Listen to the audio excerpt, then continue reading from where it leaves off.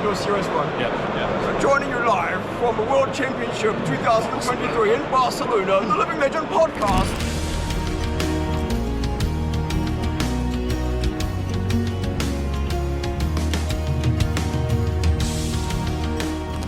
I've got some speculations on that, but I'm sure we all have. Are we going? Are we going? How's it going, everyone? And welcome back to the Living Legends podcast, your weekly source of flesh and blood talkery. My name is Kel, also known as Red Zone Rogue, and I am joined as every week by Bill and Az. How are you guys doing? Bill, how are you doing?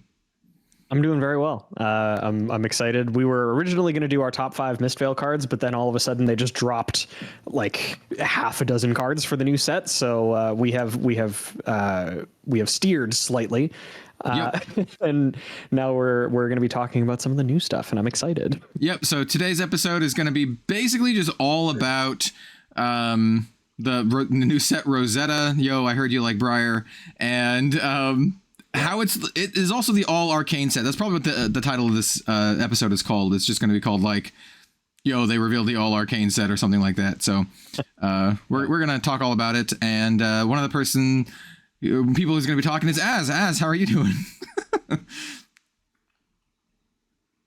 Now you're muted, bro. Oh, Az is muted for a little bit. We're just going to chat a little bit. No, still muted. yeah, we can. He wasn't muted. We're just gonna keep going. He wasn't muted like literally like muted. 10 seconds ago. He took a drink of like beer and then boom, mic dead. Should we just where were we even? Oh, I was gonna say how are you doing, Az? As I think. Yeah. We were. I think we can just go from. Yeah. We can probably just go from that. That's fine. Yep. We can just go from that. Yeah, I'm pretty good. Yeah, well, I think we had a bit of technical difficulties, so I'm not sure whether you'll be able to tell that or not. Maybe in the OBS recording that I'm getting, because I'm getting a backup one now every time, just in case. Just for the random other episodes that might come out here and there for the technical difficulties and all this. People love seeing it. But yeah, I'm pretty good. We were just speaking about the new set Rosetta and the characters before the preamble, before we started. And I was going on to the fact that Zerath, or whatever its name is looking quality, and the fact that it's not Zerath. Zerath is the League of Legends character, so I'm all over the place now. Oh, that's funny. That's so funny. Zerath's the League of Legends character. Oscillio is the Flesh and Blood one. Mm-hmm. Yeah, we're gonna be talking about all the Rosetta stuff because we did have an MST top 5 list came out, but as Bill said, this article has just took everyone by surprise, and we're going to be speaking about the all arcane set. Although it's not all completely arcane. I thought it was going to be when we first heard about the all arcane set, I thought it was just going to be wizard spell and then another wizard spell and then another wizard spell. But it's not. It's rune blades and wizards, so there's physical in there as well, which is nice. Yeah, it's interesting because, well, let's just go ahead and we'll just kind of like jump into it, right? Save me. Yeah, the new Flesh and Blood set has been announced. It was announced at US Nationals, and the set is called Rosetta. So like I mentioned, I hope you like Briar. Even though there's no Briar in the set, it's a lot of Briar stuff, right? It's like, here's 4 heroes. That's basically like Briar split into 4 pieces. So it is a 4-hero set. It is a talented set. It is a return to Tales of Aria. However, there is no ice. It is just earth and lightning and elemental stuff. The set, actually, let me pull up the official Flesh and Blood article on it, because I think we also have a release date and all that kind of stuff. They have like a trailer. I'm not going to play the trailer because the last time I played the trailer, I got copyright claimed by the music. So it is releasing on September 20th, 2024, and it is marketed as the first all arcane set. It is even said as much in the official Flesh and Blood article. They put it in all caps, featuring all arcane classes, introducing 2 new wizards and 2 new rune blades. So even though it says all arcane classes, that doesn't mean it's all arcane damage, because hey, we have some spoiler cards to go over. One of them is an attack action that does regular attack action things. So it's not literally all arcane damage like Az was alluding. but it is all classes that do arcane damage, I guess is the better way to think about it. And I have some thoughts. I have some thoughts on that. I was expecting a little bit something different, and we could talk about that. But Same. I will say I'll do another, finish up the quick overview of this set before we kind of like give our general opinions and start talking about the cards. There will be 2 new class talent. Well, so it has a brand new 2 class, 2 talent set structure, opening up new sealed deck and booster draft possibilities. And it is the return, like I said, of the elemental talent 2 constructed. With a collection of 24 stunning full art Marvel cards. They must be really proud of them because they just say them just straight up in the product opening. Rosetta will enchant players and collectors alike. It is very pretty. If you like the Tales of Aria stuff, especially like the candle hold and the oh crap, what was it called? The place that Lexi is from. There's a lot of vibes from. Yeah, there's a lot of vibes from that. We have all 4 of the heroes. We know what 2 of them do. There is going to be a similar product release in that there's the booster set. There are going to be Blitz decks. However, for the English version, it is that Blitz deck collection box. I do not believe you can buy them individually. They do have individual Blitz decks, but they are only for the Japanese release. Interestingly, I thought they were going to only do that for Part the Mistveil. Looks like they are continuing that for Rosetta. So if you go onto the official article, they kind of lay that all out. I think to be fair though, those products, the Blitz packs, what are they called? What do they call them? The Blitz collection. Yeah, they're $70 MSRP. Comes with 4 Blitz decks. And a couple booster packs, I believe. A couple of boosters and a playmat, isn't it? I think those are great. I think those are nice little items you can get with every release, which will allow you to sort of play each hero out of the box and get a feel for them, as well as give you a load of it's great for like Blitz, like you play, Bill. You could just get them out of the box and play it on your series and what have you. Yeah. So yeah, I think it's a great idea to have all the characters playable out of the box. You can play it in UPF, you can play it 1v1, you can do whatever you want with it. So it's something that I collect every time now. Is those collection sets? I've got the MST one, and obviously we'll be getting this one as well. But yeah, I think they're great all round. But it's nice to see they are doing it. Yeah, definitely worth getting. Yeah, I personally would like to see them sell them individually, but I kind of understand to some degree why they bundle them like that. I think it helps alleviate the problem of an LGS having like a bunch of copies of the 1 or 2 decks that no one wants. Yeah, exactly. And because they have to buy them, like the LGS can't buy them individually, they buy them in like little bricks as well. So it does make sense. Yep. So that's kind of like the product overview, right? They did mention, it's a booster draft set, 24 marbles. If you're interested in the breakdown, it's pretty standard stuff. 1 fabled, 5 legendaries, 49 majestics, 57 rares, 128 commons, 14 tokens, 24 marvels, 16 cards per pack, yada yada yada. Going to be in the languages: English, French, German, Italian, Japanese, and Spanish. All the standard kind of stuff. It does say that release celebration promos will feature 8 iconic cards from Rosetta available in extended art rainbow foil from your LGS. So, yeah. Oh, one other thing. Japanese print gets some extra cards. So Japanese language Rosetta has 260 cards. So it gets 2 more cards. It gets 2 more additional legendaries. It gets Arcanite Skullcap and Shock Charmers, which I really like the Shock Charmers because it makes a lot of sense. Because, lightning element. Yeah. The Arcanite Skullcap is like, sure, it's not really played right now. But I guess it's a nice little one to have in the language, Would have loved the tunic, but one. Oh yeah, absolutely. Yeah, we all want to see that at some point. I'm sure it will come back at some point, but yeah, that skull cap could be relevant again now, because obviously there was a point in time where everybody was using that, right? But obviously in this particular format, however it evolves over time, you have block and arcane barrier on one helmet. It's true. So if that, if I don't think any other helmet does that. Well, there's like Skullbone Cross Wrap and stuff, but not to that extent. You've got Battle Worn and Arcane Barrier 3 on there, so it does soak up a lot of it. It's also generic, so everyone can use it, you know? Exactly, yeah. So we could see that come back as a result of all of this mixed damage flying around. But yeah, as we were saying earlier, it is going to be mixed damage because we have seen a card on there which is an attack, but also have seen arcane damage, splurged all over the screen there as well. So, well, I mean, we can go into the cards, whenever you want. But just to retouch on stuff that's happened this week, the US Nationals wrapped up.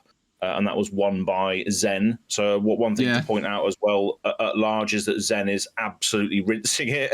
And I'm sure Bill could attest to this because you had an insane turn on your Blade Break series recently. You watched that. Yeah, and it's probably pretty obvious watching the content as well. But the amount of familiarity that I actually had with the deck was very low. I've never poised myself as like a professional player or anything like that. So there are lines that I'm pretty sure I did incorrectly or that I could have done better, or like different card choices and whatever. But even with that, even with the fact that I probably wasn't playing a fully optimized deck, and I was focusing in on like one or two combos instead of really being flexible with it, I was still able to see Jay kept mentioning how many cards I had seen that turn, and it was pretty frequently like 15 cards. It's pretty insane. Yeah, deck is just kind of crazy, so it doesn't surprise me that he ended up taking it home. So, and I think you mentioned it. I think you mentioned it on the video as well. The combo between, because I pretty much watched all of the US Nats over the weekend because I'm prepping for casting the UK Nats as well this weekend. So I have to get very acquainted with everything that's going on, to the best of my ability. I'm not going to be able to go through every single thing, but I'm going to have a whale of a time doing it nonetheless. But one of the main things that you mentioned on that video as well is the combination between Traverse the Universe and the Stride of Reprisal, the boots and the helmet. You use it as an offensive tool. You don't block at all in Zen whatsoever, but then you use the block that you've got on your armor to go and fetch the chi and create the tiger with an Art of War. That is just an insane turn. It's just outrageous seeing that. So yeah, I'm going to see a lot of that. I'm assuming, next weekend. So just wanted to point out those ridiculous lines. Yeah. There's a local player, a couple of local players actually, that are betting on Stride of Reprisal potentially being banned. Really? Kind of in the same vein. I wouldn't say exactly the same vein, but it feels similar, at least to me, like Stubby Hammerers, where it's just like something that seems super innocuous, but the fact that it goes to your hand is really relevant compared to the boots that you can get in the Round the Table product, which does the same thing except it puts it in your banish zone. It's there's a very combo of Art of War, isn't it? It's the fact that Art of War banishes the tiger instead of an actual valuable card, so you draw 2, and then you get +1 on all your things.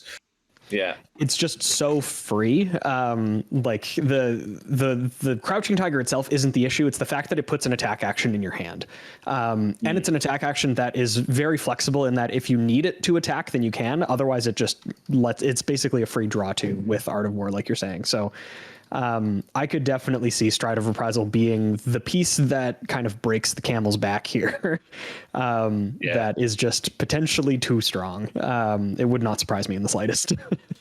I think just to keep on track with the Aria stuff, and I think I said this last week. I'm not sure if I made it into the podcast or the extra little podcast that Az posted on Go Again Gaming. You should go all check that out. By the way, there is a little extra 30 to 40 minute thing of us just kind of shooting the breeze, pretty pretty casually, because we never intended to actually publish it.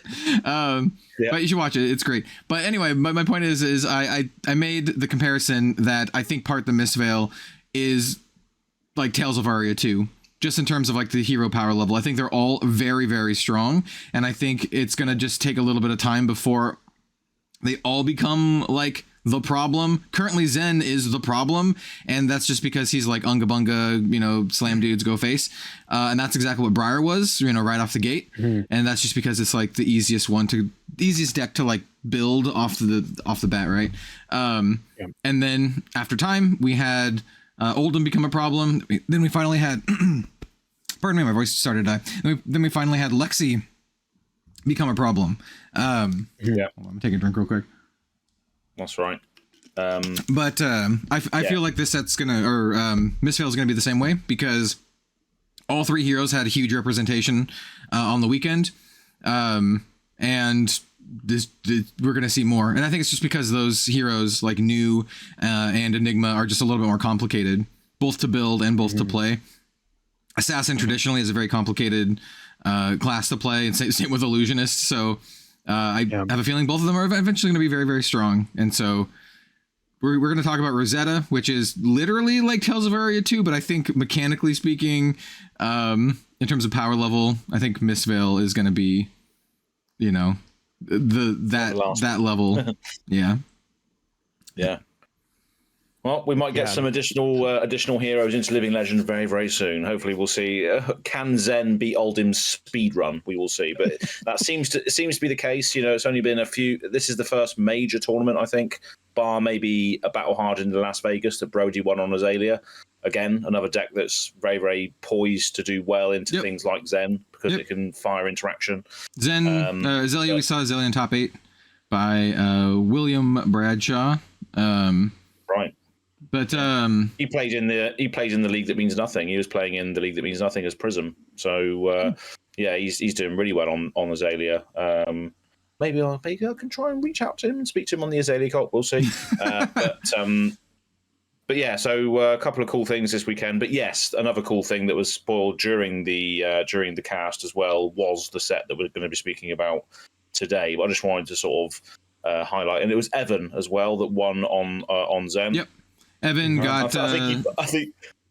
Oh, go ahead. I think he blocked apparently he blocks like 3 times during during the entire top 8. Honestly, or something like that. I should pick up Zen. That's like my gameplay strategy, right? Just never block. Yeah. That's, you know, you're like it's so crazy because again the very limited experience that I've had thus far with Zen, pun definitely not intended, because in the only limited that I played Enigma, but the limited experience that I've had with Zen, your cards are just so much more valuable than blocking 2 or 3. Because like each of your cards kind of represents like 4+ damage. So you're just like, whatever. Like I'll just take it. I'll start my turn with 6 cards and attack you for 30. Like exactly, yeah. Just doesn't matter. It's the deck is. I'm still very vindicated that people were really, really cold on Zen, like during the entire release season, during everything. They're like, oh, like Enigma is going to be the deck to beat. New is going to be so crazy because she has so many good attack reactions. And then all of a sudden it's just like, no, Tigers. But also, just kill him, forehead. While we're just on this. Yeah, while we're just on this thread, there was also not only Tigers, but a bonds list as well that have been floating around. That was insane as well. Like you play bonds, you go fetch something else out of your graveyard, which could be another bonds. You play that, you played something else. So it's almost like a combo-y deck as well, which we saw as well. So there was like 2 iterations of Zen. I think Evan's list was more Tigers and less bonds, but there was a lot of bonds lists floating around as well, which had rainbow bonds in them, all of the stuff that you could do. James Bond. Sorry, I just had to say that. You kept saying Bond, and all I could think in my brain is just James Bond. Anyway, go ahead. Absolutely. Also, one more thing as well on the lists that are going around in the competitive sphere. I want to point out something that you did a while back, Kel, and that was add Codex of Bloodrot to your Ranger lists. Yeah, it's good. That's something that. Yeah. That's something that Azalea decks are doing at the moment to unbrick non-arrow hands. So we saw Will Bradshaw and Brody's lists actually include that in Azalea decks going forward. I think you could also make an argument for the other codex, the Codex of Inertia as well, because that actually allows you to see more cards than the Blood Rock. Because the Blood Rock puts a card from your hand into your arsenal face down. Inertia, with Azalea, you can actually see 2 more cards with that. So you play your Codex of Inertia, rip one off the top, opt with cross wrap to have a look at the other card that's on top, and then potentially access it through Azalea. So that could also be another option. But I'm sure the competitive players have looked at it already. So it's another cool thing you can do. why I like Blood Rot a lot is because it's super, super aggressive. Not only do you give them the token that potentially deals damage, but also you take a card from their hand. You literally rip a card straight from their hand. So like, yeah, it's pretty good. I like it. Exactly. Yeah, well, they all do that, don't they? So the inertia. That's one true. They put the card from if they can. If they don't have an arsenal, they have to discard anyway. So yeah, it is very aggressive in that sense as well. Yeah. But yeah, that's it really. That's all from my observations over the weekend. But I'm not gonna lie. I am nervous to do. Oh, you'll do fine, man. At the UK. Yeah, but think about it this way: you've done live streams, right? Right? It's the same thing. It's just you're doing a live stream, but you're in a different place. And so instead of your house, you're at like a venue, so you can go see the people afterwards and say hi. Think about it that way. If you're cool with live streams, you should be cool with that. Because you're me and to be fair, me and Pascal did the big massive long stream during the day, didn't we? We did that thing. So I guess I have some experience in that regard, but not at an actual, nationals event's quite a large thing, isn't it? So a little bit nervous, but I've been on stage. I used to be in bands and stuff, so it should be okay. It's just don't kill me in the chat if you're watching if I make a mistake or whatever. Nah. Easy on me. Don't even look at don't look at the chat. don't even look at the chat. Yeah, don't look at the chat. Just do what you can do. Be a good representative for the game. You'll do well. Yeah. You got this, man. Cool. Yeah. Cheers. All right.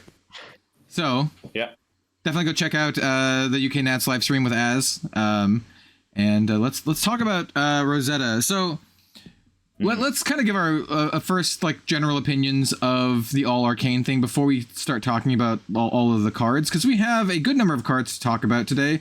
We have 4, 5, 6, 7. We have 7 cards to talk about, including 2 heroes, and I have a little spicy thing that I noticed looking at some of the heroes that I do want to mention. But the whole all arcane thing is very interesting because I was expecting something quite a bit different. And I don't know if I should say disappointed, but surprised is what I was thinking, because we've talked about it before. I've mentioned it in like my Discord, in the Rogues Gallery Discord, but like a lot of people are expecting like more classes, necromancer, cleric. They're expecting a lot more, and here we're getting like basically like Tales of Aria 2, right? It's like elemental classes that do elemental things, and then the 2 or elemental talents, and then we get 2 classes. We get Runeblade and we get Wizard. And to some degree, it feels a little bit to me like almost like Bright Lights, a little bit more expanded than Bright Lights, but it does feel a little bit like Bright Lights because there's only like 2 classes represented, and so like it's one of those things where like if you don't like these classes, I mean, maybe you play a little bit of limited, but then you can mostly skip on it. I've even had people like good friends are like, well, this set looks really pretty, but I'm happy for my wallet. I don't have to buy any cards from the set. And I'm like, yeah, that's cool for you, but it's just one of those weird things with Flesh and Blood, That's the perpetual hero problem that we always talk about, isn't it? That's the perpetual everlasting thing. We even mentioned it with James White last week. Yeah, exactly. Yeah. Bill, what do you think on this? Initial aesthetic of the set, of what you've seen so far, and the arcane damage push. The aesthetic of it, I think, is fantastic. I really loved the art that came with Tales of Aria. I mean, we've said it. I'm pretty sure, like almost every podcast, but like they keep pushing the envelope with how good the art is in this game.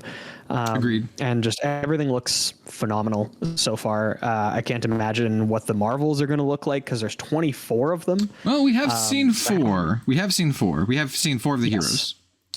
Yeah, we've seen the heroes, but like with 24 of them, I think it's going to be fairly similar to either Dusk Till Dawn or Part the Mistveil, where there's like a cycle of cards that all get Marvels. I think that's like a pretty safe bet, all things considered. But something that I'm not personally a huge fan of right now, and this is not anything new for people who have been listening to the things that we say. I think that the state of the game currently is not prepared for this amount of arcane damage support all in one go. I think that there is a huge discrepancy between how easy it is to block regular damage versus arcane damage. And split damage really makes that super, super apparent. Which is why, like, it was the entire reason that Rosetta Thorn was like the strongest weapon in the entire game while it was legal. The set's called Rosetta too, which is funny. And the set's called Rosetta. It's like they know. Yeah. So I have to imagine that there is something in the works. There's like a new like common suite of equipment or a new keyword that they're working on for blocking arcane damage specifically. Or like maybe a keyword on cards that basically allows them to block arcane damage, kind of like Arcane Barrier does, but like you can pitch this card or you can discard this card to prevent whatever the pitch value of the card is, that much arcane damage. So something very, very similar to blocking with cards from your hand, but you don't need to have specific equipment slots or something like that. I think that is a necessary evil for something like this, for this set to not feel completely miserable. Yeah. There is somewhat of an upside that now if you are teching against like Wizard, you're not just teching against Kano. Like you're not just outfitting your sideboard for a singular matchup. It does work against multiple heroes, but it's even then that's like kind of a moot point because you're teching against the Arcane Barrier matchup, against the Arcane Damage matchup rather. So it either like works or it doesn't. Like if we're looking at Florian right now, he looks like he'll do a decent amount of physical damage and then just also have Arcane in some capacity. He looks like he maybe is more of a defensive, almost like a Victor style Runeblade, which I think is interesting because he works off of generating embodiments of Earth. But either way, the fact that we're getting 2 new wizards and a lightning Runeblade, which is horrifying to me. I'm glad that ball lightning is banned. Like, can you imagine ball lightning in? Well, I mean, you can because it was legal in Briar for so long. But, pretty good, yeah. Yeah, ball lightning with like if they make a new Rosetta Thorn or if they do something like that, like it's just not going to be a good time. So that's the one thing that is holding me back from being fully excited about this. I'm into Runeblade. I've played Runeblade before. I'm less into Wizard, but these seem interesting. Specifically, one of them I really, really like. But I'm into this set, but I'm extremely hesitant. They really need to do something about blocking arcane damage. That is a pedestal that I've been on for years at this point. So the arcane damage thing, then that's an issue from a constructed standpoint. Like, you know, the meta at large, you would need to tech Arcane Barrier into everything going forward. Otherwise, you're just going to die. Because I imagine in the limited and sealed experience, there will be new pieces of equipment that will tech to this issue. But the meta at large will have to then deal with all of this influx of extra arcane. Is that what you mean? Yeah. Yeah, that's exactly it. Because like we're seeing right now, the power of Zen, who does no arcane damage. If all of a sudden Zen is still really powerful, and then we have these 2 new wizards plus Kano plus Runeblades, whatever, you need to dedicate some amount of your sideboard to that. But it's like against Zen, you need some amount of defense reactions, and defense reactions at like by and large do nothing against wizards. Obviously there's and like against Runeblades, they're still like fine, but teching in like a red sink below versus somebody who does mixed damage feels awful. It feels like really, really bad.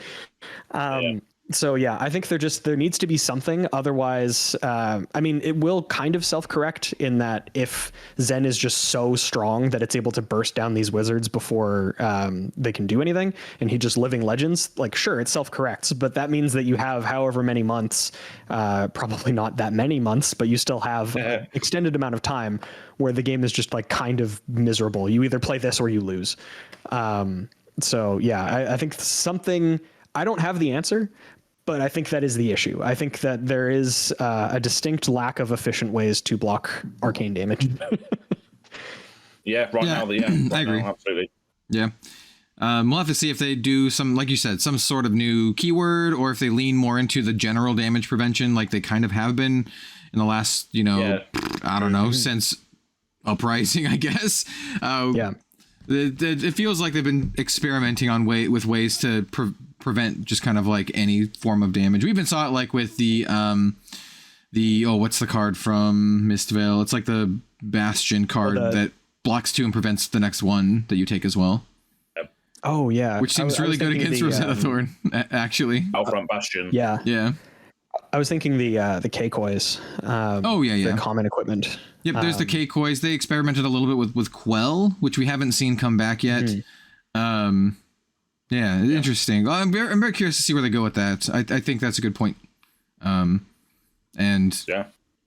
Yeah. Oh, I also want to mention before we start talking about like the cards, they have stated on Twitter that, and just kind of in social media posts, that they are not spoiling all of the super high rarity cards because they want them to be discovered organically at the world premiere event in Florida. So take that for what you will. I think it might mean that they're not going to spoil all the legendaries. They'll probably do most of, if not all of the Majestics, maybe 1 or 2 legendaries, and leave the rest to be discovered organically. And this is what they used to do, by the way. If you're a, not a super old school Flesh and Blood player, for Welcome to Wraith, for Arcane Rising, they did not spoil all of the legendaries. Same for Crucible. They did not spoil Shiana. She was found, organically opening packs. And same with Arcane Rising. So I like this. I think it's great. Other card games have done this before. It made the world premiere event for Grand Archive super, super hype for their set Mercurial Heart, because everyone was just opening cards they've never seen before, and it was amazing. So I like it. I think it's fun.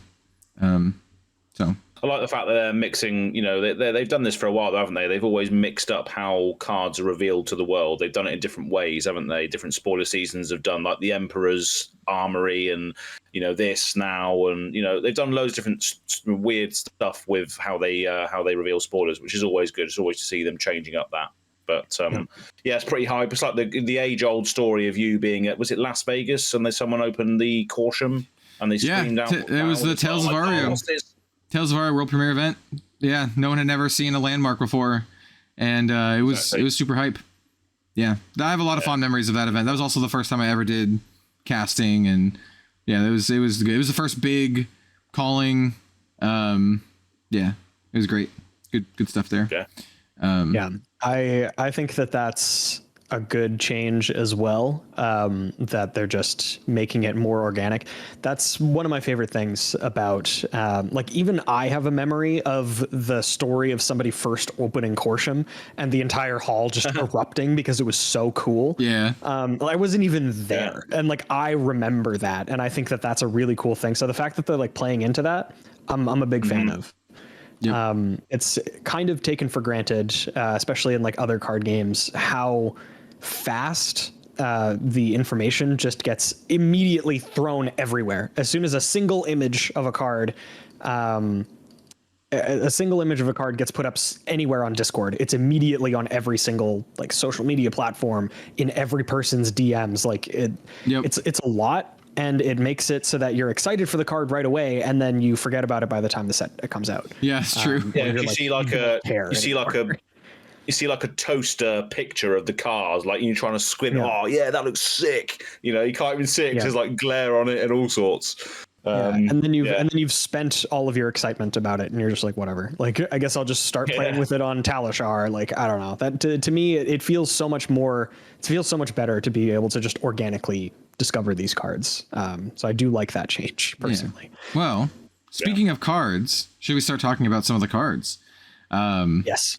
All right, so I'm going to start. I have a good segue here. I've had the guys here can't see, and dear audio listeners, you also cannot see, but I have had the art for Aurora, the elemental rune blade, who has the essence of lightning up. She's probably my favorite for pretty obvious reasons. She's very pretty, and she reminds me of Lexi, and she has silver hair. Those are, big things for me. So one of the things Vault Haven vibes. Yeah, exactly. Yeah, she looks awesome. But I want to mention her in particular because I have the art of her Marvel up, but I'm gonna swap to the art. Yeah, that's lovely. I'm gonna swap to the art of her regular token, and as you can see, they're different. I have no idea what's going on with this. I assumed at first, I was like, oh, maybe this is the art for her adult version. No, for the Marvel, it clearly says Elemental Runeblade Hero Young. And then for the token here, it says Elemental Runeblade Hero Young. So not sure why there's two different arts. I think it's really cool if they're going to do like alternate art for Marvels and that kind of stuff. I just wanted to point that out because I haven't seen anyone mention it yet, that there's two different arts for this character for the Young version. Yeah, they did that in Heavy Hitters, didn't they? They did a Marvel Young Olympia and all that sort of thing, and then Marvel Adult Olympia. They did that sort of stuff as well. Well, no, what I'm saying is that this different art for both, they're both young. So there's the young version. Oh, I see what you mean. And then the Marvel Young version has completely different art. Yeah. Oh, I see. Yeah, because the Young Olympia had the same art on just a Marvel treatment. Yeah, I see what you mean. Yeah, it's different then. Yeah. Yeah. So interesting. Yeah, and that's the only hero that's like this so far, because we have the art for the other heroes, like Florian, for example. I can pull up Florian. So here's Florian, and then we have the art for the Florian's Marvel, and it's the same art.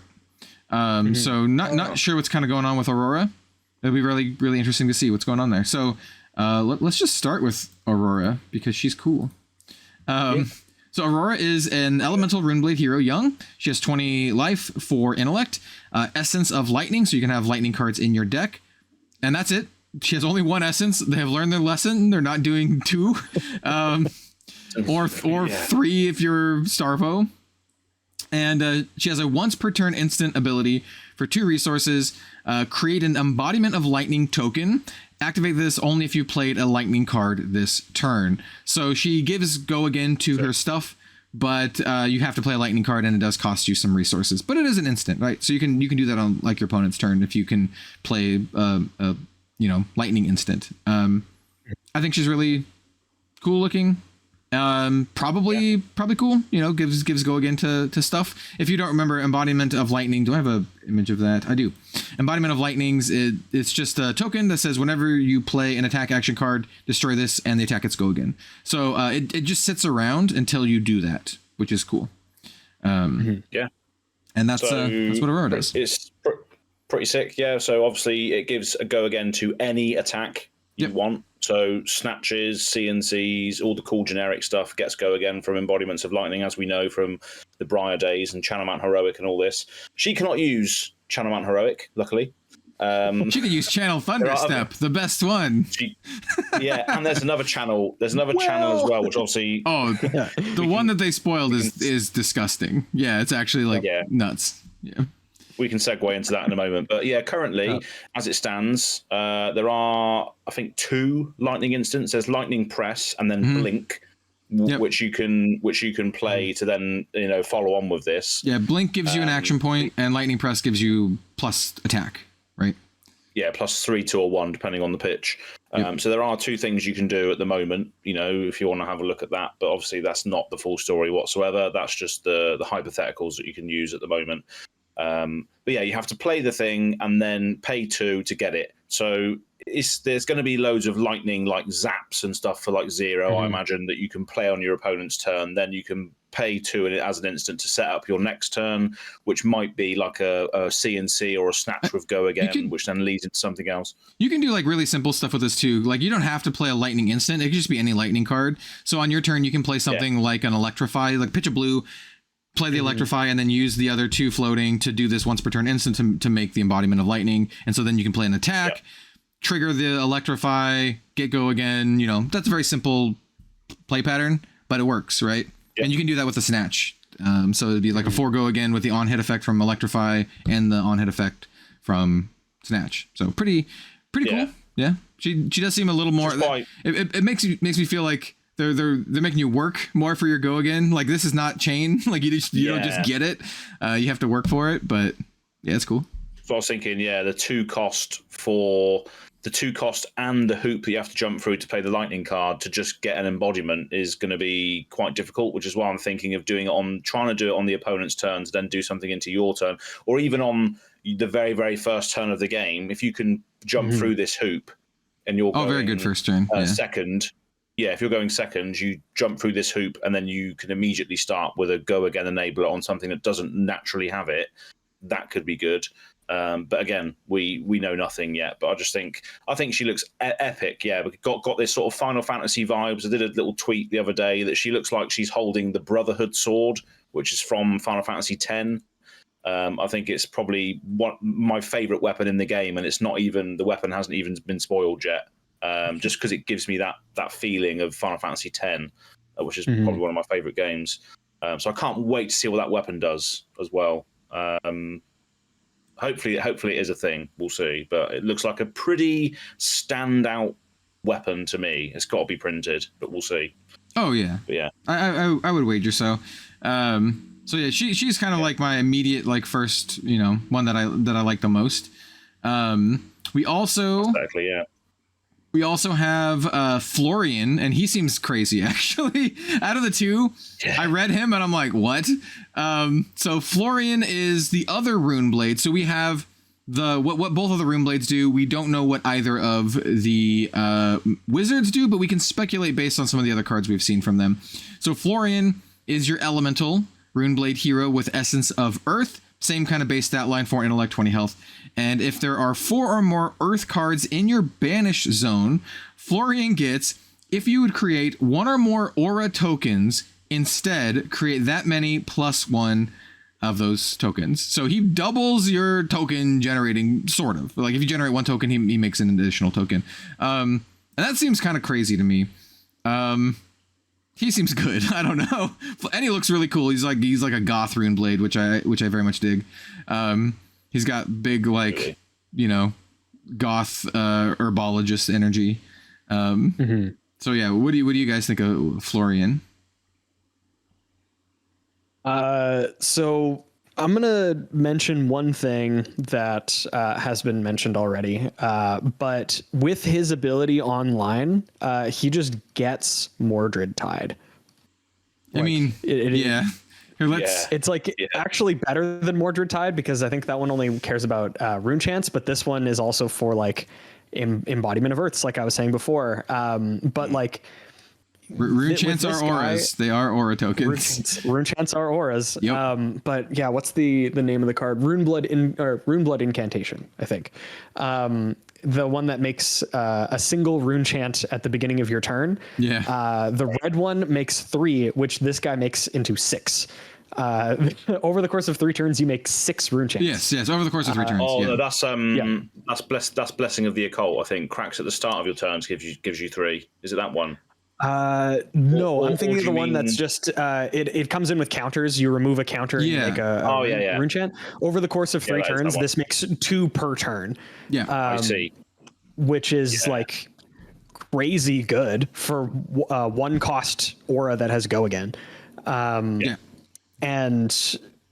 then it just kind of gets better from there. As mentioned, we've seen his attack, which is cool. But yes, here I can pull up the attack. So I just want to cap off Florian, not really cap off, but I think he's nuts. I think this build is kind of crazy. I don't know how easy it is for him to banish stuff. That's the other thing. You need to banish specifically Earth cards. You need 4 Earth cards in your banish zone. But after that, you literally just make an extra token every single time you would make tokens, and that's crazy. That's like Bill said, it's just you have Mordred Tide all the time, and Mordred Tide is an insane card. So Florian seems really good. But before we fully move on, what do you think as well? Yeah. What do you think of him? Yeah, I could ask you exactly the same thing, because we didn't get your opinion on Aurora either. We just kind of just moved on. Oh, that's true. Yeah, that's fine. It's not the end of the world. But yeah, I'm sure you'll have lots to say about the other characters, which you pointed out before the podcast, I believe. The one that I got wrong, Zerath, or whatever his name is, that's the League of Legends character. It's not Zerath. It's the not Zerath. But yeah, we'll get into that. I think it's pretty cool. Yeah, I think it's really decent. Obviously, the rune chants, there's a load of things on there, which will just get loads of value. What I was thinking of is it's the maths on it. It's a similar thing to like if you think of magic, it's the whenever you get any effects that gives you counters, it gives you an extra 1, not doubling. It's not doubling season. It's the extra one every instance of the generation of the thing, right? So if for instance, like I was saying, the Blessing of the Occult, if that cracks, you get 3 off of the effect plus 1. You don't get 6 off of the effect. It's Mordred-Tide. Yeah. Yeah, exactly. So I just got a bit confused there. There is also another card. Can we actually talk about a specialization just really quickly? Sure. I was going to give you a shot to talk about Aurora, but we can bring up his spec. That's okay. I love lightning cards. I think that she's going to be very good. It's a good thing that Ball Lightning is banned. that's my entire. My initial take on Aurora compared to Florian is that Florian seems like absolutely nuts. And Aurora doesn't seem as powerful, but they must have costed her this way because, for reasons, right? She must be very, very strong to have her costed this way. Being able to store action points is insane. It's just really strong. Like we saw with, I forget what the wind up is, but the one that pitches for Vigor token, that card is not so insane. Obviously because it interacts with KO in a really specific way, but also because you can just discard it on your first turn and have go again on your first attack next turn. Yeah. Giving things go again is nuts. Yeah. I mean, like, I feel like they're really dialing back on this kind of stuff after Chain and Lexi, like just getting free go again is pretty good. Zen, dialing back on Zen. So the thing is Zen doesn't give his stuff go again. It's just everything he has already has it. Just inherently has go. It's just all the ninja stuff has go again. Anyway, so I can pull up the Germinate for you. Okay, right. So just quickly on Florian, the embodiment of Earths is another thing that he creates, which we're going to go into with the Germinate card, which you're going to go into in a moment. Embodiment of Earths make all of your non-attacks block for 1 extra. Is that right? Yep. They get +1 defense while defending.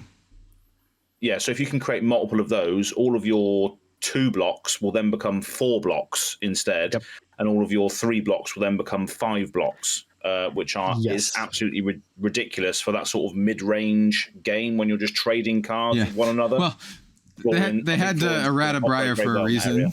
Yeah, it's a good one. That's the most insane thing is it's like, oh my god, you can have multiple embodiment of Earths. Like, it was a problem when you could last time.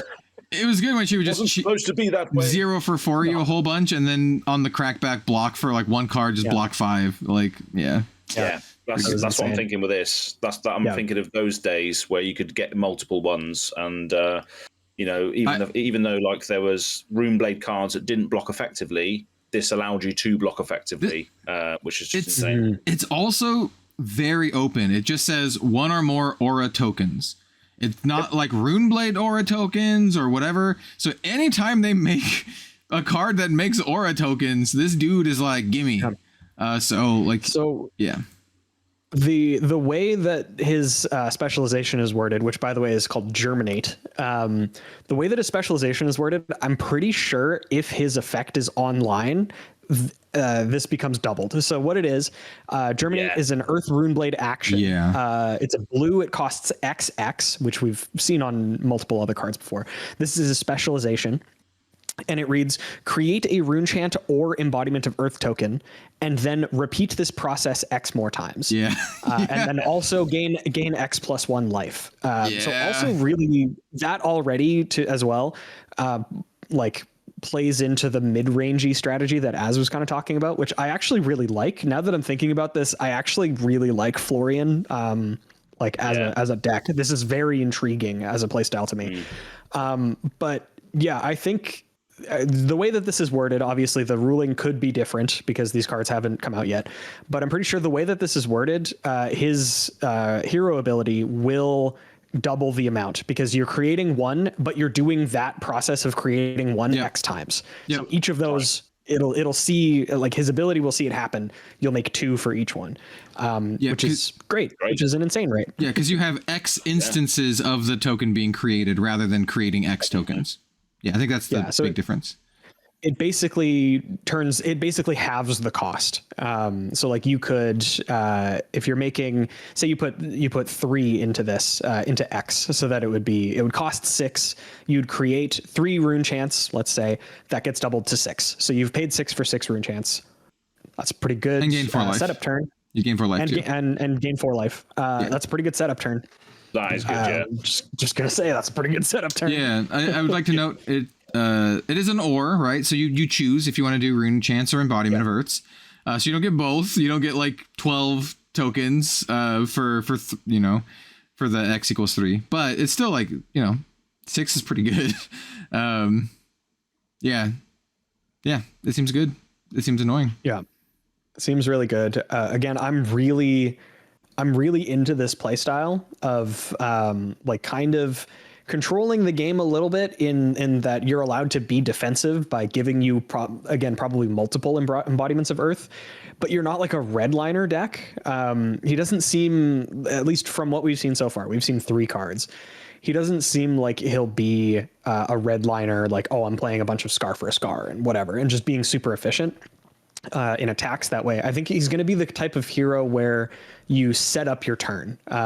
You like look for a good opportunity to all of a sudden be like, okay, now I'm going to attack you with this card we'll talk about in a bit, Felling of the Crown for like 1 billion. Probably playing things like, I can't remember what the buff is from Tales of Aria, but the Earth action that gives your next thing +5 for 3 mana or whatever. Yeah, I know what you're talking about. Just like, yeah. So you'll probably just like defend a bunch really efficiently because of these embodiment of Earths, and then just like crack in for a bunch, and then just kind of play the long game again until you can set up another one of those big turns. Almost like Oldhim, but without negatively impacting what your opponent is doing. You're kind of self-sufficient, which I like, as opposed to just giving your opponent a bunch of and it plays into that mid-range as well, because you have to basically jump through the hoops at the start of the game to fill up your banish zone. So you do have to jump through those hoops at the start of the game, but then once you get into that mid to late, you are just getting ridiculous value out of all of the things that create auras. So yeah, that's definitely a different style than what we've seen before, I think. I think this guy is potentially a mid to late game like monster. He looks very strong. Yeah, and you know what? Let's since we're already on Florian, we do actually have 2 more Earth cards. Well, actually, so we have 1 generic Earth card, we have 1 Earth attack action, and then we have a wizard one. So let's go to the since Bill mentioned it already. Let's go to the Felling of the Crown, which is a Earth attack action. It's a 3-cost, 4 attack, 3 block.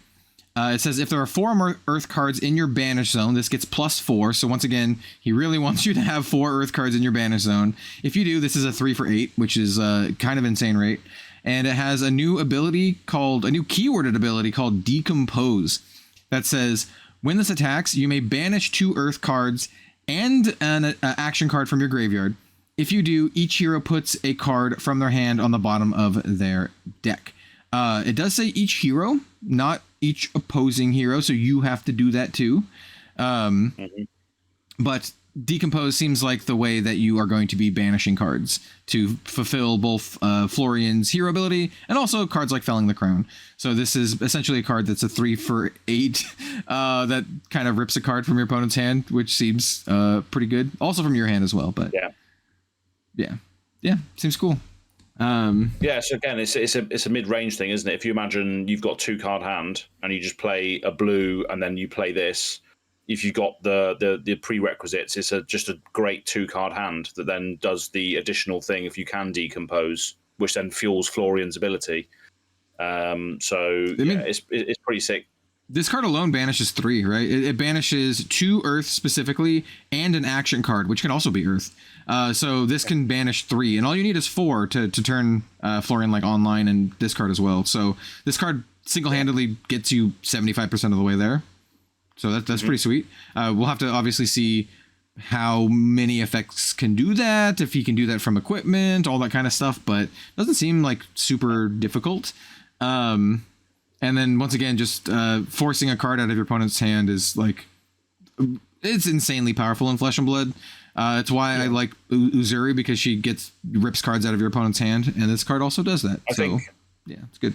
I think that's an effect that needs to be, well, looking at the way this metagame is shaping out at the moment, that is an effect that needs to be in there, is take away cards from hand, because people just don't care about damage. They just say no blocks, nothing, and then I just come back for 29 damage on my turn. There needs to be either ice, which obviously is not going to be in this set now, but the hand interaction is what needs to happen, I think, to slow things down a bit if you're not going down the ice route. And this card sort of says that. I don't know how much instance we are going to have of that. Yeah, that's another thing that could be good. And Uzuri as well has a lot of those tools, so I'm surprised. It'd be interesting to see if we see more of her going forward. Nu can do it as well, I think, to a certain degree, but just not as good as Uzuri. But sidetracks anyway. I got sidetracked by that comment. So, and then for the audio people, the art on this card is like, I really love the art on this card. It's very like what's Shadowbox? Is that what it's called? Where they make like the images and you have them against like a light, and then you have like these shadowy kind of things. I think it might be called shadowboxing, but it looks really cool. And the name of the card, Felling of the Crown, is just really evocative. I think it's cool. So yeah, I dig it. I can't remember. I think it was during the US Nationals as well. I think it was Brian mentioned that the storyline of this set is the Queen of Candlehold dies, and then suddenly the rot something. It's called Rotwood. It's on this card. Yeah, the Rotwood. Yeah. The Rotwood starts creeping in, so the Queen dies, then everything starts coming in. So the ancient enchantment goes down when she dies or something, and then shit starts to hit the fan. But the art looks awesome, and the other art as well from Germinate was one which Bill really likes as well. The Carlos Cruchaga as well. So lots of sick art in this set. Very, very interesting. I also would like to note there's a new watermark. I think this is new, right? Like this kind of like tree. I don't remember seeing this before in Flesh and Blood. I haven't seen this yet. So there's like a watermark for those audio only folks. It's like actually looks like a forest symbol from Magic the Gathering. Like the green. It actually looks like the green mana symbol. But it does. Yeah, that's funny. All right, hey Bill. What do you think of this tree watermark here? What does this remind you of? It definitely does remind me of Magic the Gathering. I was going to say that I thought that it was the symbol from Felling the Crown that's at like the base of the tree, but that was off the top of my head, and it only like vaguely resembles it. The one in Felling the Crown is more like a sapling, but that's the one in the watermark is like a full-blown tree. But no, it's definitely very reminiscent of Magic the Gathering. I've only just noticed that. That's very striking now. Now I can only see that now. That's, it just looks like I'm gonna be trying to tap this for green resources. Put these in your commander deck or whatever. All right, we have another Earth card. So we'll talk about the wizard stuff first or later.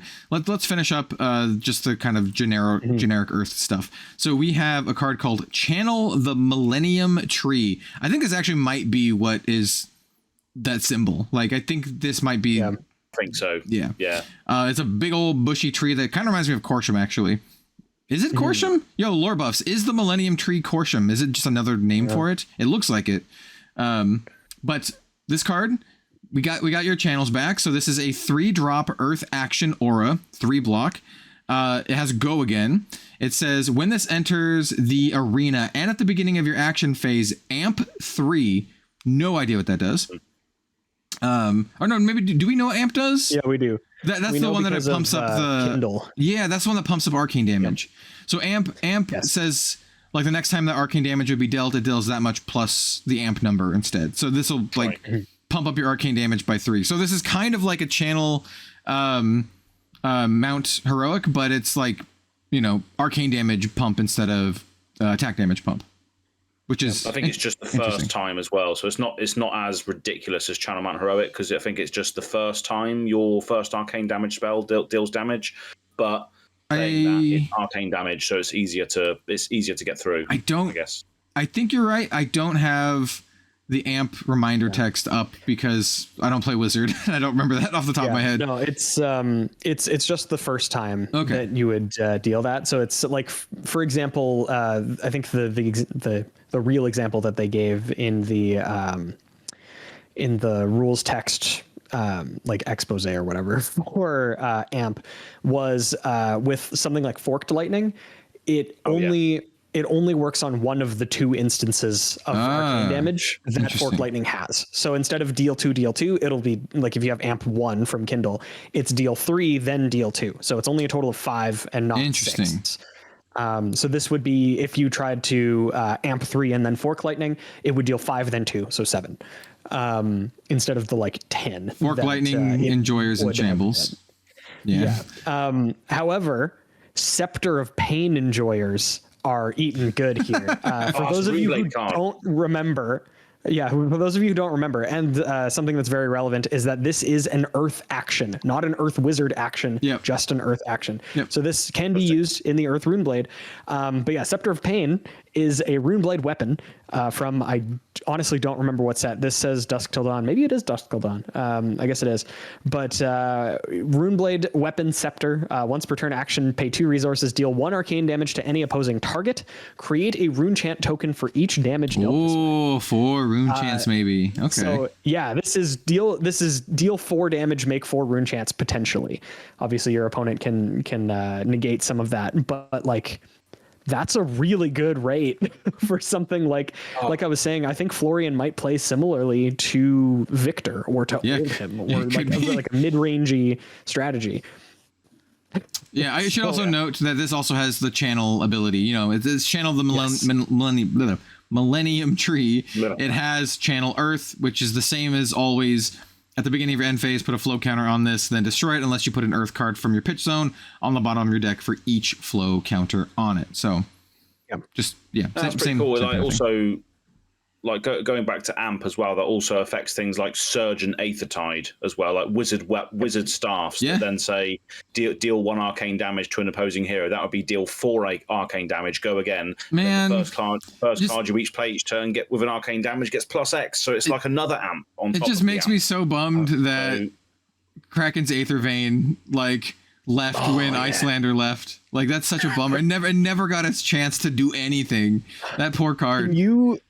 Can you imagine? It like doesn't even know what, it doesn't even matter what Verdance does. It's just like, oh, I'm gonna deal 4 to you. Draw 4 cards. I will potentially draw 4 cards. Oh, it's so sweet. Like, that's not fair. No. Wizards aren't fair, to be honest. Like I think everyone knows. All right. But I guess we got Living Legend format for that sort of nonsense, so we can still experiment with that sort of stuff. Yeah. You know, in that format at least. Okay. So speaking of Living Legend format, let's talk about the one lightning card we've seen before we go over the one wizard card. So we have another channel. This is Channel Lightning Valley. I love this card. It is disgusting. And, well, I'll just tell you what it does. It's a yellow pitch card. It's a 0 cost lightning instant aura. It does have that channel ability. And it's pretty simple. It says the first time you deal damage to an opposing hero each turn, draw a card. What? First of all, it says each turn. So if you're a wizard, hey, go for it, man. You can do it on every turn. But this card I saw this and I'm like, dude, in Lexi, this card is nuts. It's a 0 drop card that just gets you an extra card every single turn. And if you can do this on turn 1, or somehow play this on turn 1 or Arsenal on turn 1, like maybe set up a double Arsenal, and this you go into your actual first turn or your second turn with a 4-card hand, double Arsenal, and this stupid thing, and you're just like, good luck, opposing player. It's so sweet. That's in Living Legend format only because Lexi. Actually, wait, no, Lexi's still legal in Blitz. I'm putting this in my Blitz deck. Yo, I'm stoked. Okay, I'm in. This is sick. The thing about this Sorry, go ahead. I was going to say, yeah, but I was just going to liken it to it's a constant plunder run effect on a card. Bro, this card. But you can play at instant speed. But yeah, carry on, Bill, before you rage about it. You arsenal a card, and then you put this one face down at end of turn, and then going into your next, so you have 2 cards in your arsenal. Going to your next turn, you have 4 card hand, and then you use Lexi's hero ability to turn this up to give something go again, and then you play it, so you have go again and also the card draw. It's even more disgusting than that. The more that I think about this card, the more like abhorrent this becomes, because like Plunder Run with a very common Runeblade card, Spellbound Creepers, there was a really annoying interaction there where if your opponent wasn't going to negate all of the damage that you were doing, you could flash in a Plunder Run and have the card draw active. This works the same way, and it is already a free instant. So with Lexi, you could flip it up to give your thing go again. You could declare an attack at your opponent, have this in your arsenal, and just wait to see what they do. If they fully block, fine, whatever. Yeah, the fact that it's an instant. This card is like, it's not okay. The one I'm showing you is it's like this extended art, and you can actually see a watermark. It's really hard to see, but it's like a lightning bolt. It literally looks like the Pokemon electric energy symbol. I was gonna say actually, it looks like the screw attack from Metroid. Yes, it does. Yeah, it's like a circle with a lightning bolt through it. So you can kind of see it on the watermark. It's hard to see, but it's there. It's there. Is that a watermark? Yeah. I think it is. It's like very here. I'll see if I can. It might become more obvious if you pull it out of context. I'm just going to message it to you. Yeah. But yeah, there is like a lightning bolt style dealie there. Yeah. Okay. Yeah. It's just kind of hard to see because of the. But I'm pretty sure that's what that is. Yep. But yeah, like Channel Lightning Valley, this card is not okay. In every single Lightning hero, this card is not okay. So it's so sweet.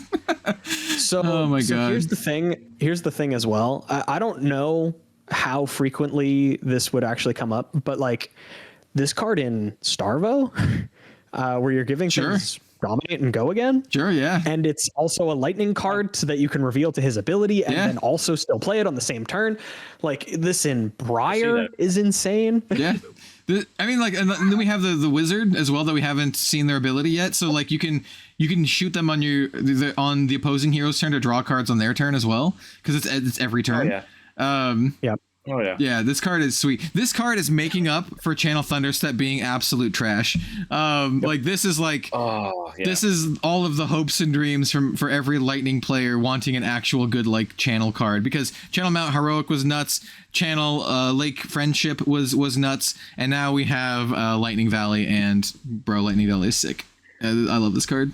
I'm playing this card. Like I Gotcha. Out of all of these, even if I don't build any of the other heroes, I need a playset of this for my Blitz Lexi deck, because this card's nuts. It's just the application of it, right? You know, once you've played it, it stays out as a channel card, which accrues value or threatens something. But you can still combat trick it. It's an instant you can still combat trick it to draw a card. Yeah. Yeah. You can combat trick it to draw a card. It counts as playing a lightning card for Aurora's ability. That's true. You could reveal it to fuse something like this card does it's also things, just like it's free. It's also just like it doesn't care about the damage. It just says the first time you deal damage. So you can get this off of like a shock charmers, right? Like you can get this off of any form of damage. Yeah. So even if they block it out, you can still do like annoying crap. Yeah, this is sweet. Oh yeah. Very exceedingly happy that Ball Lightning is banned, and it should stay banned forever. No. Well, okay. You can play in Living Legend format at least. So yeah. Living Legend Lexi with Channel Lightning Valley and Ball Lightning. Yo, let's go. Never stop doing things. You can also do that with just Briar as well. You know. Yeah. Do that with Briar, and you also have Rosetta Thorn and all that other crap. So. Yeah. Yeah. Card's pretty good. Then, card's pretty good. Finally, the last card that we have to talk about today, which I'm suspiciously excited for because it's something that I've been talking about for a while. Life gain matters. This is implying that life gain matters for very specific reasons. Yes. I have something to show after this, and we can speculate on it. But we'll talk about the card first, and then we'll show the art. Yeah. Yeah. So Heartbeat of Candlehold is an Earth Wizard action. It's a majestic. It is a blue, so it pitches for 3. It costs 1 and blocks for 3, and it is the Verdance specialization, who is the Earth Wizard that we've mentioned. We don't know what her hero ability does, but we have something. We have some art for her, but that's basically it. She's very pretty. We have some educated guesses that we can make, but it's the Verdant specialization, and like it costs 1.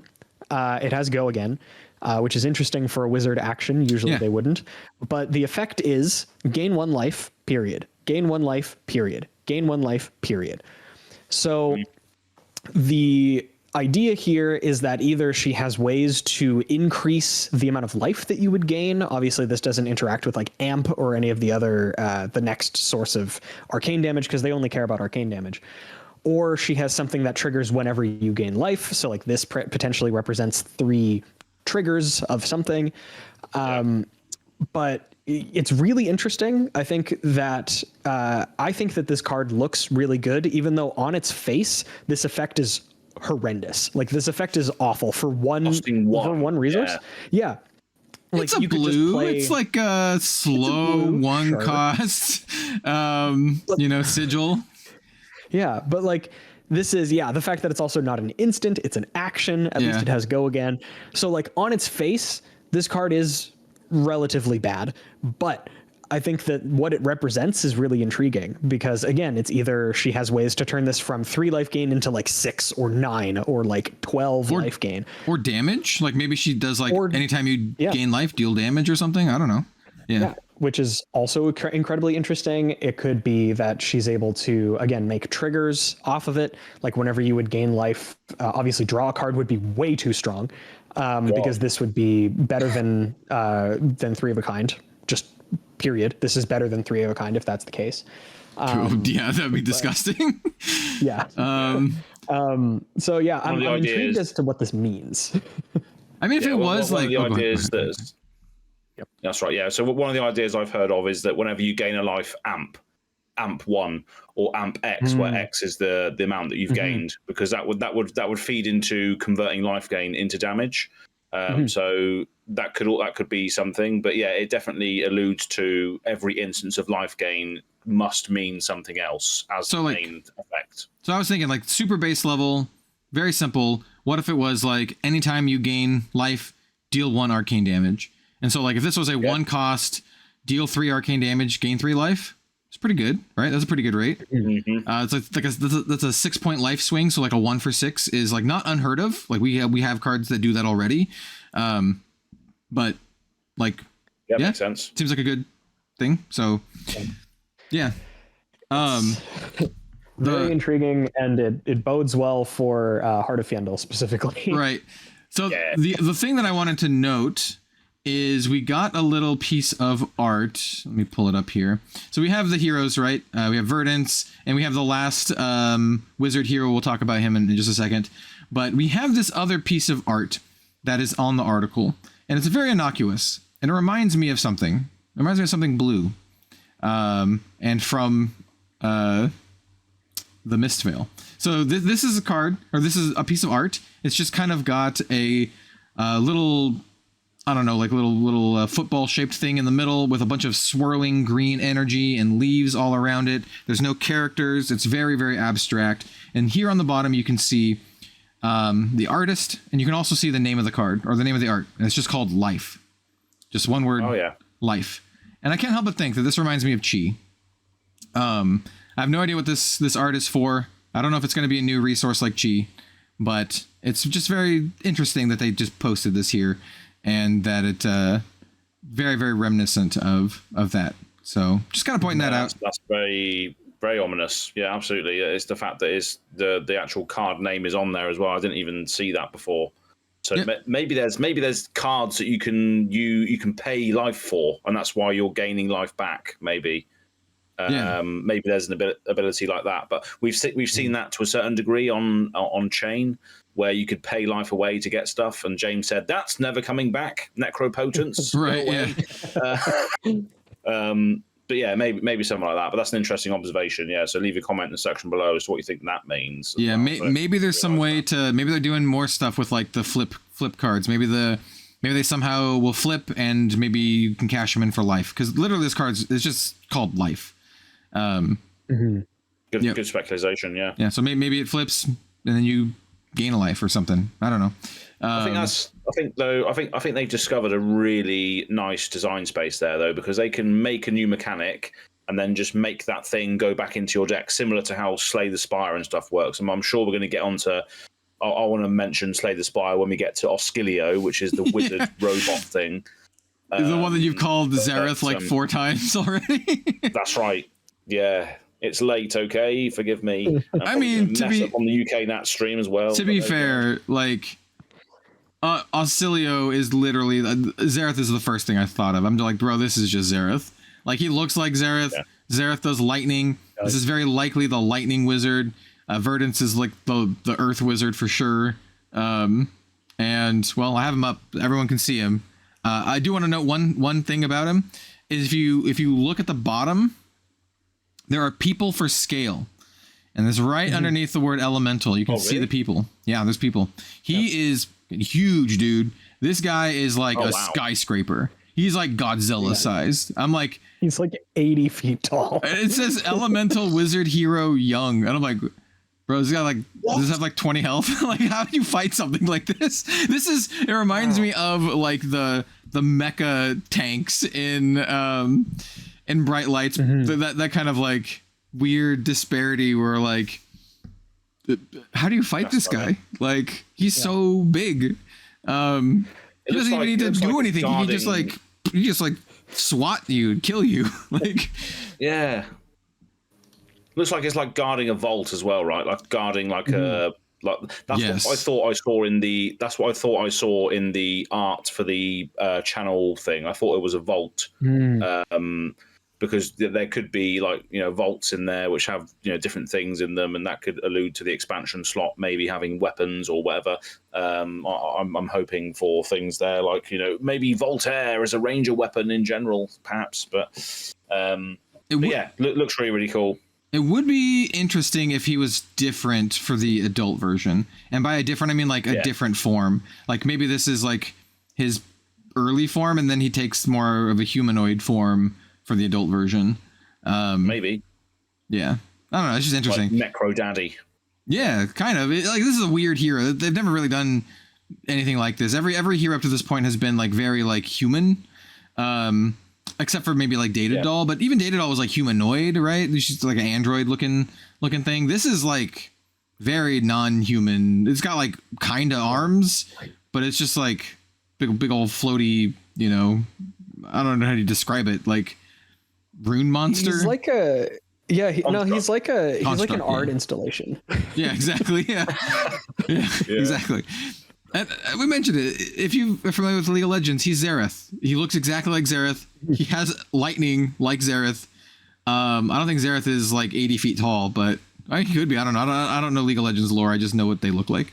I know the size scaling in League of Legends is also whack, because some of the like the dragon guy, the big celestial dragon guy, is like actually massive, like huge. Yeah. In the actual lore, same with like Malphite. Isn't Malphite actually like the size of a mountain or something insane? Yeah. I'm pretty sure he's just like an animated mountain. If like I could be wrong, but I'm pretty sure. He's supposed to be completely massive. And then you fight him in Summoner's Rift, and Teemo can shoot him with his little poison darts. Yeah. This character as well looks like. This character looks like it's looks like Arclight Sentinel's arch nemesis. He's like so much bigger. He's so much bigger than Arclight Sentinel though, because in Arclight you can see like Prism like in his hand, like Prism. He's like holding Prism, and like this is like at least double the size, right? Yeah, this thing's huge. There's a character in the chest there. Maybe there's a character in that floating orb. We'll see. Yeah, maybe he's got like a central orb. More orbs to ponder. We can ponder Oscilio's chest. Chest orb. But what I was thinking with this is that when I was alluding to Slay the Spire earlier, is that and the mechanics of things going into your deck is there could be more sort of like ephemeral type cards where you could basically put lightning cards into your deck from outside the game, which then allow you to then play them at instant speed or use them as resources to then power up your big turn. Because we've seen that in like other deck building games before, like Slay the Spire and stuff, where you channel the plasma and it then buffs up your next turn, etc. But also the ephemeral stuff and the design space that they've been exploring with, like Life could be, putting things back into your deck to then fulfill a design space that they designed for just this hero or just this limited environment. Like a ball lightning or a ball like shock or whatever, which you then play. It does 1 damage, but then that counts as you playing a lightning card for channel the Lightning Valley instances, all that sort of thing. So yeah, it's going to be interesting to see what happens here. We've got no context whatsoever. We've just got a robot with blue light coming out of it. So that's all we've got right now. But yeah, I'm very excited for this one. I think putting cards into your deck from outside the game is a really interesting thing that I have never seen, that I can't think of a physical TCG do. Like as mentioned, some digital games do it. Like Digital Shadowverse does it with the Portalcraft class. You literally shuffle like artifacts into your deck and you can draw them later. That could be. Yeah, it could be artifacts like this. Like could just be random pieces of armor that come into your deck or whatever. It's not really wizard-like, but you know what I mean. Yeah, they could be drawing upon threads of that game too. But I don't know what Xerath. I think I looked at Xerath before this pod started as to what they do in the game. I don't know what Xerath does, but something about storing resources and lightning blasts and stuff. Yeah, you just shoot some lightning. Yeah. Anyway, yeah, that's all the Rosetta stuff. I'm kind of like flipping through things to see if there's anything else we can glean, but yeah, very interesting. I don't know how I personally feel about the set. I think there's some cool stuff, but it's one of those things where I'm like, am I gonna like go all in and build one of these heroes? I don't know. I think Florian seems cool. Obviously, I really like Aurora. The Wizards, I don't know. We'll have to see. We don't actually know what they do yet. I think a lot of people are going to be very excited about this, though. But yeah, let us know what you think, dear listener and viewer. Are you excited for Rosetta? Do you think Ausilio being 80 feet tall means he has 80 life? I don't know. We'll see. Imagine that. Yeah. Jeez, because we don't know the life total on Ausilio yet, do we? It doesn't say, yeah. But I assume he's young, so he probably has 20 health or lower. The thing is like, no wizard has had 20 like max health, right? So far we've had like 2 wizards, 3 wizards if you count Blaze, I suppose. But like Kano doesn't have full health, Icelander didn't have full health, so he might actually have like less health than the other heroes, which I think is kind of funny. Being like so huge. Yeah, weird, bizarre. I want the come on, Flesh and Blood lore team. James said that you guys are working on stuff. Let's see the Ausilio lore, and see how he could fight someone like Rhinar. That's always the comparison I like to make, like with the mechs and stuff. Like, how does Rhinar fight this guy? Like, can't he even hit him? You have to like jump up like 30 feet just to like hit his like bottom half. Yeah. Anyway, so that's Rosetta. Overall thoughts, gentlemen. What do you guys think? You think this is going to be a fun set? I don't know. We have like 7 cards to judge that by.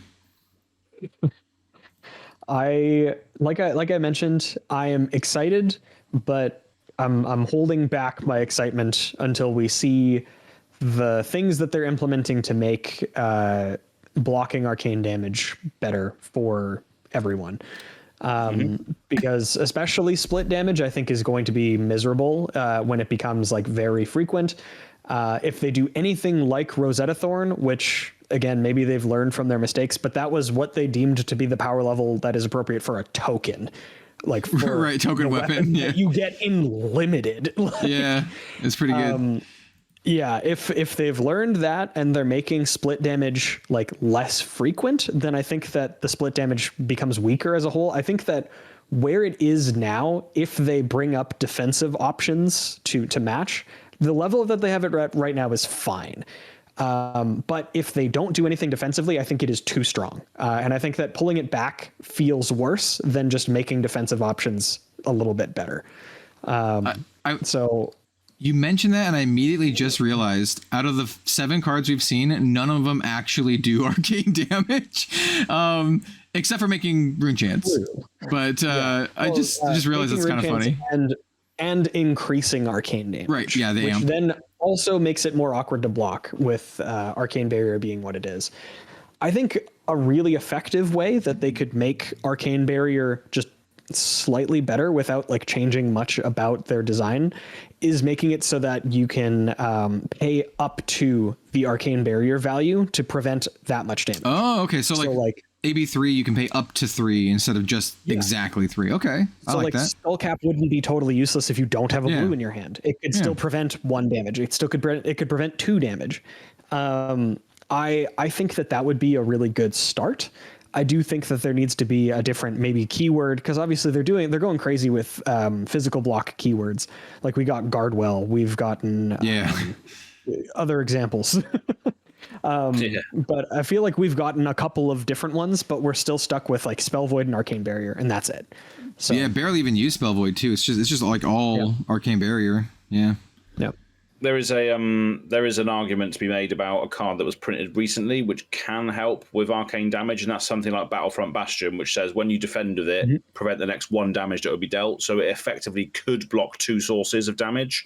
So you block 2 physically, and then if you were to be dealt another piece of damage from arcane, it would then block 1 of that. So there are those examples, but it's not. There needs to be something more blanket, as you say, going forward. Yep. But the prevent damage mechanics are something that we have seen a lot more, creep into the game a lot more recently. So maybe that is the answer, but we'll see, I guess. Yep. But yeah, I'm very much looking forward to it. I'm going to get the collection box. I'm going to try and get the collection box for every single set going forward, just so I can play a little bit of Blitz here and there with people in the Discord and stuff to experience new heroes. And if you want to upgrade from there, you can do. So I'm going to try and engage with every set to a certain degree by getting those boxes. And if I feel like, I like these heroes, I might pick up a box or buy singles. So that's how I'm going to engage with each set going forward, to begin with, at least, I think. Yeah. And then go from there. Because I think they'll give you a good feeling of the set, won't they? All 4 Blitz decks will give you a good feeling, even if it's just commons and rares. No, I think so too. And yeah, as it stands right now, I need to put together a Zen deck, and then right now I'm actually quite interested in Florian, tentatively interested in Verdance, because I do like the idea of gaining life meaning something. I think that's like a cool design space, and like I was mentioning, I like the design space of Florian being like a mid-range rune blade. I think that's pretty cool too. But yeah, I think I'm going to do the same thing as you, pick up that bundle, because that'll be a really good place to start. Yeah, absolutely. Excellent. But, good stuff. Right. Yeah. Well, do we have anything that we want to talk about for the Arsenal step before we close out the episode? You guys have anything going on that you want to talk about? I have started doing, because I mentioned it like a couple weeks ago, but still doing rock climbing stuff. And I want to ask Az about rock climbing as well. But the system that the gym that I go to has, it's a place called The Hive, and all of their stuff is like, it's like vaguely bee related because it's called The Hive. Sure. They have they have like a difficulty system that's based on hexes, and it goes from like 1 to 7 technically. I've never seen anything higher than a 6, but they have a system where it's like 1 hex is kind of the easiest, and then it kind of goes up from there incrementally. Hexagons are the bestagons. They are. No. Absolutely. Only very few people are going to realize what that's from, but yes. I do actually know what that reference is. If you know what that reference is from, comment down below. That's engagement bait. But but yeah, I was doing 1s and 2s, which are like V0 to V2 for like the standardized climbing scale.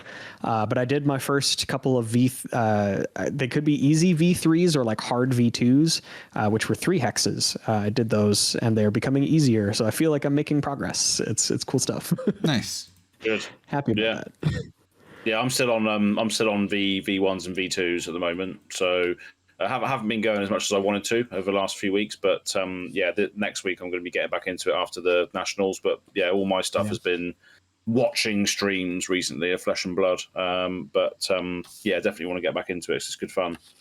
Yeah, some of those ridges that you have to try and grab onto. It's just like, oh god, I can't do this yet. No way. My legs are fine. My legs are fine. It's just the upper body. I can't really pull my own weight up yet. Yeah. It's all legs for now. Yeah, there's when I first started and was hanging out with Jay, obligatory once per episode shout out to Zen State Fab on YouTube.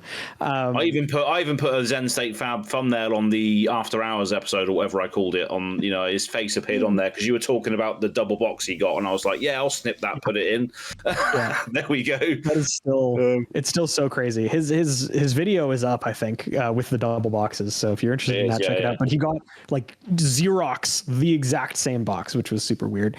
But yeah, one of the things that he mentioned about climbing was that you use a lot of muscles that even if you're like fit, you don't necessarily use very much because it's like grip strength and forearms and like weird stuff. And yeah, it doesn't make it like easier, but I think it makes it more understandable for people to like be like, this is really hard, because it is. It's just like it's not very easy. That's me. Like for me, I've always used a lot of legs because I do a load of cycling. I play a lot of football as well, soccer. So I've got massive legs. I can do anything leg related for days. But with regards to upper strength, I'm just not that. It's never been developed properly, really. Yeah. Apart from being in the warehouse maybe a couple of years ago, lifting things there, but nothing. Climbing is completely different, So still getting used to it.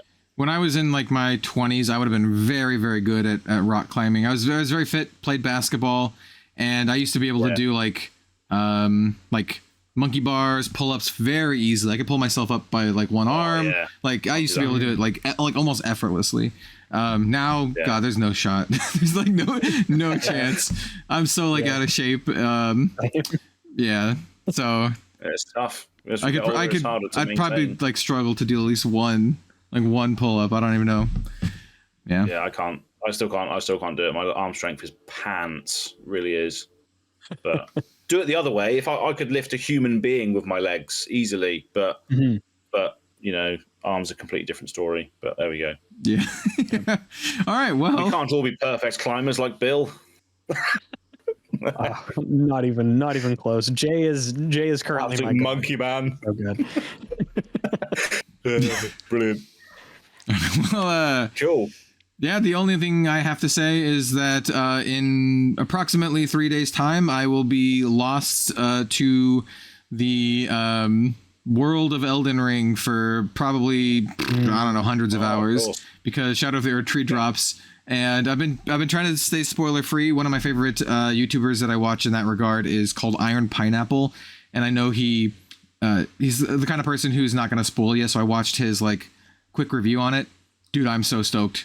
He's a huge fan of the series, and he says it might be his favorite like iteration of any like FromSoft thing ever. And I'm stoked. And it's a big expansion that's many hours. I think it said it was like. Spent like 40 hours or something on it for like $40. That's crazy. So a new game. Yeah. And yep. So that's what I'm going to be doing soon. Outside of card games, in card games, I have a new Shadowverse set coming out this week. Then there's a new WeCross set coming out the following week. So I got a lot of other card game stuff. But outside of that, I'll be playing a lot of Shadow of the Earth Tree. I literally reinstalled it like Elden Ring like last night to prep myself for it, and was like gotta refamiliarize the controls so I don't get immediately dumpstered, because he also said it is very challenging, which is good to hear. So that's what I got going on. Shadow of the Erd Tree. Looking forward to it. Stuff. Yeah. So we'll end it there. Thank you all so much for watching and or listening. Let us know in the comments down below if you haven't already what your thoughts are of Rosetta. What your thoughts are of all of the characters for Rosetta. There's a lot of interesting stuff going on here. Yeah, thanks for watching. Thanks for listening. As Bill, where can the lovely folks find you? How about we'll go As first this time because I did Bill first last time. Oh, yeah. So As from Go Again Gaming. So my YouTube channel is Go Again Gaming, and on Twitter it's Go Again Gaming AZ. But you'll be able to see me live in the flesh and blood doing UK Nats casting this year, which will be fun. So come along and be nice. That'll be good. And what I'd also say as well is next week's podcast we are going to revisit Part of the Mist Veil again, because it just kind of came out, and then we had the James interview, and then Rosetta was released. So we are going to go back over our top 5 Part of the Mist Veil cards next week. I have this Uzuri deck box that I'm showing, but inside is the new deck that I'm building. So currently working on that. Yeah, which you might also see on Go Again Gaming at some point, the new deck. Actually, yeah. If you're playing in the CC Leagues thing, that does again, which I'm sure it will be. But that's it. So, Bill, over to you, mate. Well, I am Bill from the Spike Feeders. I can be found on social media at BillTSF. I can also be found on YouTube at the Spike Feeders Fab, where we do live edited gameplay content. As we sort of mentioned in the beginning of this episode, there is what we call the Goliath Gauntlet, where we take one deck and pit it against a bunch of different decks. Currently, we have one video out on that, and I think the next one's going to be coming out either this week or next week, of Game 2, where I am playing Zen versus my good friend Jay. Last week was Riptide. This coming week, I don't remember what the hero is, but the games have all been very good. I think if I'm to give maybe a bit of a spoiler, this first episode that was revealed is the most one-sided that it ever got on that filming day. Didn't help that Jay kind of didn't know what he was doing with Riptide. To his credit, he drew the worst turn 1 hand that I've ever seen a Ranger draw. Maybe just any hero I've ever seen. It was his turn 1, because I think I went first. His turn 1, he drew up, and it was Codex of Frailty on turn 1 again. So nothing in his graveyard that mattered, and 3 Murky Waters with no traps in graveyard. Yeah.